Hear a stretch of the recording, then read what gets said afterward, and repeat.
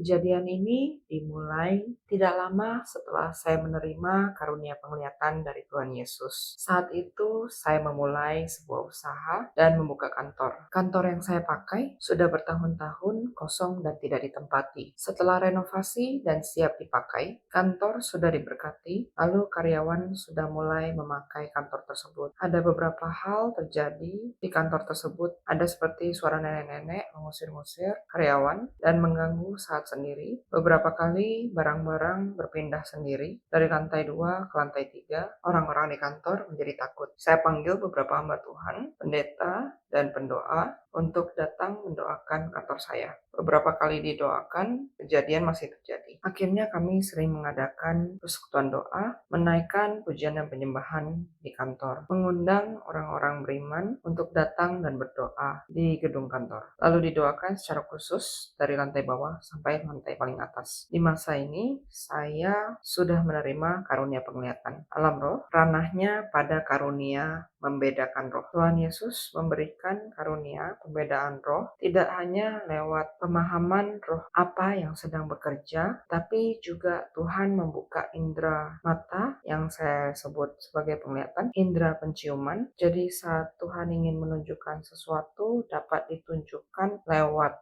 hidung, penciuman dari kuasa gelap seperti bau comberan, bau darah, bau busuk. Indera penciuman juga berlaku untuk yang berasal daripada surga seperti bau mawar Sharon, dan lewat indera tubuh seluruhnya saat Tuhan mengizinkan dapat merasakan yang di roh dari roh jahat maupun daripada surga saat tenggelam dalam hadirat Tuhan. Saat kuasa Roh Kudus bekerja kencang, seluruh tubuh dapat merasakan terpaan angin lawatan Roh Kudus yang memenuhi dan menjamah. Dengan seluruh tubuh dapat merasakan api lawatan Roh Kudus dan manifestasi lainnya secara alam roh pada indera yang Tuhan bukakan. Saat mendoakan gedung, kadang tercium bau bunga, bau kot, bau tanah kuburan, dan saat mendoakan lantai atas, saya melihat ramai roh-roh yang ada yang masuk karena kosong. Setelah diusir, entah mengapa masih ada sosok nenek-nenek yang tertinggal. Setelah diusir, jika sudah lama tidak doa, roh itu kembali. Saya bingung dan bertanya kepada Tuhan, dan Tuhan menjelaskan kenapa rohnya bisa kembali, karena ada perjanjian yang sah di tempat itu untuk memberikan tempat, dan dia adalah penjaganya. Jadi waktu itu Tuhan mengajarkan saya untuk mengolesi minyak urapan pada setiap sudut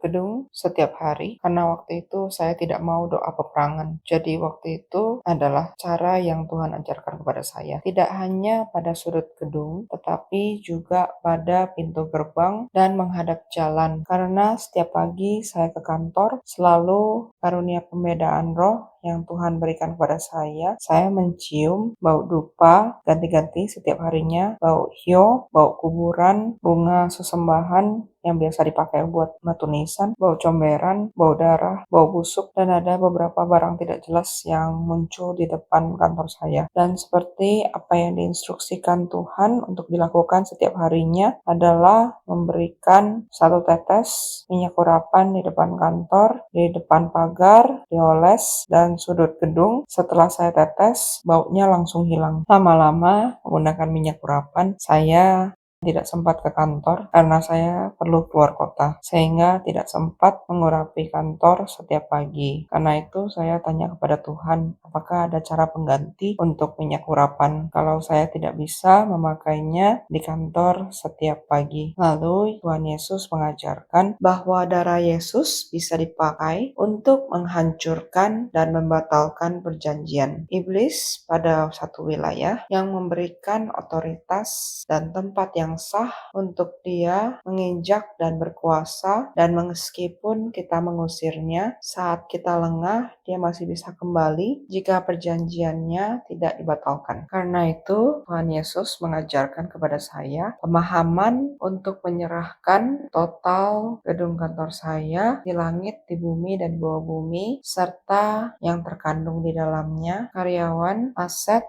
usaha, semua yang terlibat dalam bidang usaha, termasuk partner, customer, dan supplier di dalam naungan Tuhan. Jadi dipenuhi dengan naungan Roh Tuhan yang kudus, yang menguasai secara menyeluruh dan dijagai oleh malaikat bala tentara surgawi yang banyak. Anda dapat melihat video saya menjaga atmosfer surgawi. Konsep doa yang sama dapat digunakan untuk tempat ibadah, di rumah, di kantor, dan dimanapun kita menginjakkan kaki. Setelah Tuhan membuka pemahaman saya menambahkan doa menjaga atmosfer dan meminta naungan Roh Tuhan dimanapun kegiatan apapun, dimanapun saya berada, untuk terlibat dan ikut campur dalam segala hal yang saya kerjakan. Yang saya sebut sebagai APD, alat perlindungan diri kita dari si jahat. Dan sekarang area kantor sudah tidak memiliki masalah sebelumnya lagi dan karyawan dapat bekerja dengan tenang.